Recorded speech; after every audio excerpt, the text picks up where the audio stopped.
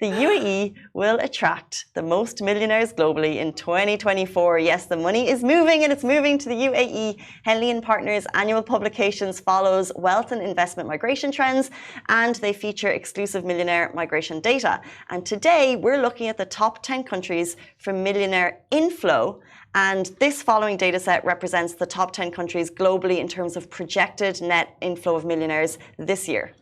Now, millionaire migration is leading indicator of the overall health of a country and its economy, and the UAE tops the list. So without further ado, starting at 10 and moving down to 0, Japan, Portugal, Greece, Switzerland, Italy. I can see why millionaires would want to move to those countries. And then at number 5 for inflow of millionaires, Australia, number 4, Canada, number 3, Singapore, number 2, USA, and you already know it, but let's do a drum roll anyway. And at number 1 is UAE. 6,700 millionaires are expected to move to the UAE. And if that is a small number to you, we want to give you the differentiation. So at number 2, 3,800 millionaires are expected to move to the USA. So over half of a difference. Anyone watching the show today is like, does she even know maths? Loads of millionaires are moving to the UAE, and significantly more than any other country in the world. So if you're a millionaire in Europe, if you're in South America, if you're anywhere, people are eyeing the UAE more than any country in the world, which is significant. And that shows why property prices are rising. And it shows why the economy is booming. And now it's a clear indicator of that. I agree. And by the way, I have it's not like a fear, it's something because when I sit with my family, all I hear them talk about is like money and living in the UAE and living outside and all of these things.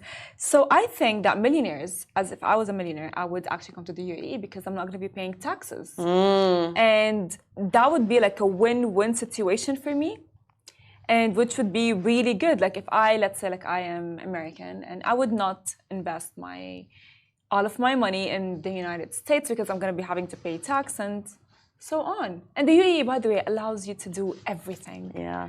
At this point. You know what's interesting about the lack of paying taxes is I traveled over Eid, a couple of people did, and I had a conversation, maybe it was with Saima, and it was about the number of holidays you take in the UAE versus if you live anywhere else. And it's just very normal. Like a topic of conversation, oh, where are you traveling for Eid? Oh, I'm not traveling. But it's very much part of the yearly planning is, will you go away for Eid, will you not? And then you think, oh, why don't people in other countries why do I take more holidays? And it's because of that little extra, that tax break. And rather than saving the money, we're like, oh, well, just travel. Let it out, give it out to everyone. Yeah, so we're lucky. Yeah, and by the way, regarding that, my aunt, we talked about it, and she was like, the UAE is very smart. It gives you that amount of leave days and that amount of summer holidays for schools because it's better for the economy apparently for the UAE, according to, if I'm gonna summarize everything that she said.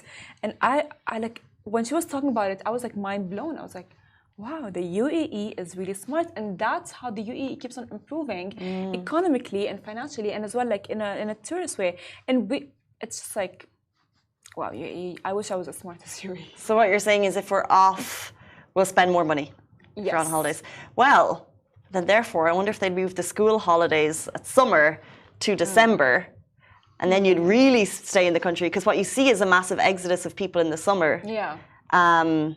And although this summer we're seeing traffic hasn't decreased yet, although obviously schools are still in motion, but over the last number of years, it was definitely lesser people on the roads. But we do think that the country will still stay busy this summer. There seems to be a bit of a shift. But generally, if you really wanted this people to spend their money during summers, you'd shift the school holidays to a cooler time of year. I agree. Casey for president. No, but then